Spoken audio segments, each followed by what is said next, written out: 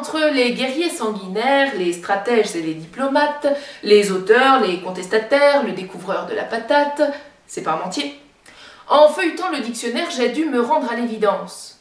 Pour les femmes de cette terre, il n'y a pas tant de références. Or, moi, je me cherche un modèle sur lequel façonner ma vie. Dites-moi qui, montrez-moi celle dont le chemin peut être suivi, parce que moi, je ne suis rien.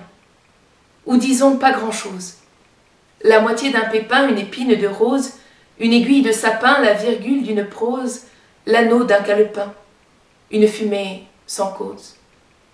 Des mythologiques et antiques aux modernes et contemporaines, des filles du peuple cachectiques aux bourgeoises à la gorge pleine, des formidables inventrices aux plus mesquines assassines, des femmes d'État et des actrices aux discrètes laborantines, parmi les illustres figures listées dans mes livres d'histoire, des plus affables aux plus dures, qui y a-t-il? Ben voyons voir.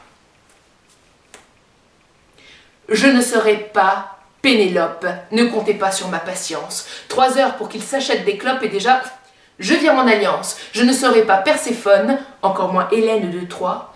8 mois sous terre, c'est monotone, et ne faites pas une guerre pour moi. Je ne serai pas Cléopâtre. J'ai souvent des torticolis, et je n'ai pas l'âme opiniâtre de l'impératrice Zénobie. Parce que moi, je ne suis rien, ou disons pas grand-chose.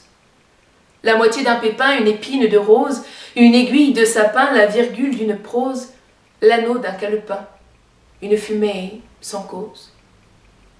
Je ne serai pas Jeanne d'Arc, ne vous mettez pas Martel en tête, ni la maîtresse d'un monarque, Diane, Françoise ou Jeanne-Antoinette. Je ne serai pas George Sand, ni Marceline Desbordes-Valmore, car en vérité j'appréhende quand le cœur déborde du corps.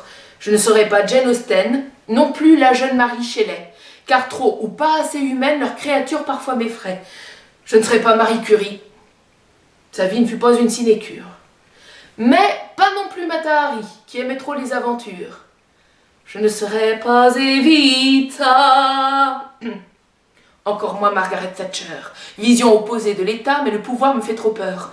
Je ne serai pas Rosa Parks non plus, parce que je ne prends pas le bus.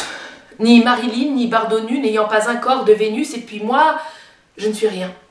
Ou disons, pas grand-chose.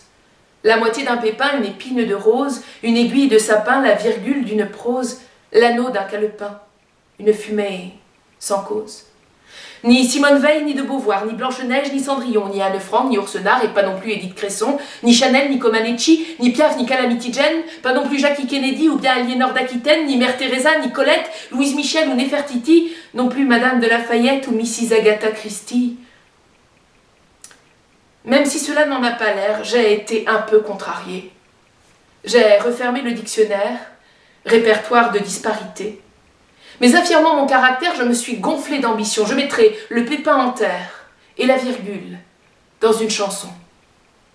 S'il faut une cause à ma fumée, j'allumerai moi-même une flamme pour que l'on voie multiplier dans le dico le nom des femmes.